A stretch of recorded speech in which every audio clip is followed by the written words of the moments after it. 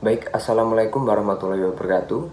Perkenalkan, nama saya Nadifa Cakrawangsa dengan NIM 2224147. Di sini saya akan menjawab beberapa pertanyaan yang diajukan dalam mata kuliah komunikasi bisnis.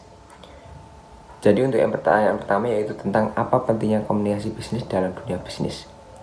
Jadi komunikasi bisnis memiliki peran yang sangat penting dalam suatu bisnis karena dengan komunikasi yang baik dapat membangun hubungan yang baik terhadap klien.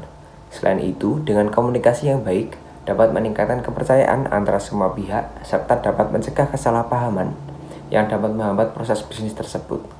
Jadi, intinya komunikasi bisnis menjadi kunci keberhasilan dalam dunia bisnis. Tanpa komunikasi yang efektif, akan sulit suatu perusahaan mencapai tujuan. Untuk pertanyaan kedua yaitu bagaimana proses dan tahapan dalam berkomunikasi supaya berhasil dengan baik. Jadi ada beberapa tahapan ataupun proses agar komunikasi dapat berjalan dengan baik. Yang pertama yaitu komunikator atau pengirim pesan memiliki sebuah ide ataupun gagasan. Lalu komunikator mengubah ide atau gagasan dalam sebuah pesan. Kemudian komunikator memproduksi pesan dalam sebuah media ataupun saluran. Berikutnya komunikator mengirimkan pesan melalui sebuah saluran komunikasi. Tahap berikutnya yaitu komunikan menerima pesan tersebut, yang kemudian komunikan melakukan penafsiran terhadap pesan yang diterima, dan yang terakhir yaitu komunikan memberikan tanggapan ataupun feedback terhadap pesan tersebut. Untuk pertanyaan ketiga yaitu apa yang dimaksud dengan presentasi bisnis.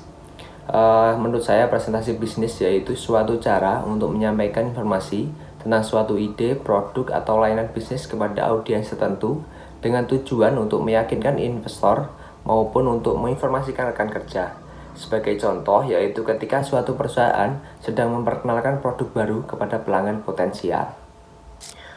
Untuk pertanyaan berikutnya yaitu apa yang dimaksud dengan komunikasi organisasi. Jadi komunikasi organisasi yaitu proses pertukaran informasi atau pesan dalam suatu organisasi.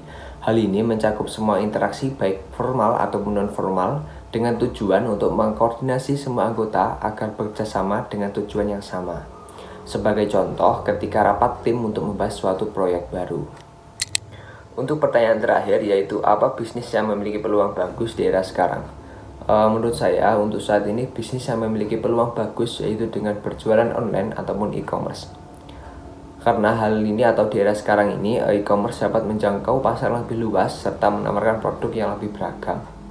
Kemudian apakah saya sudah memiliki bisnis atau belum? Jawabannya adalah belum. Namun saya sering menjual berbagai barang melalui platform Shopee ataupun Facebook.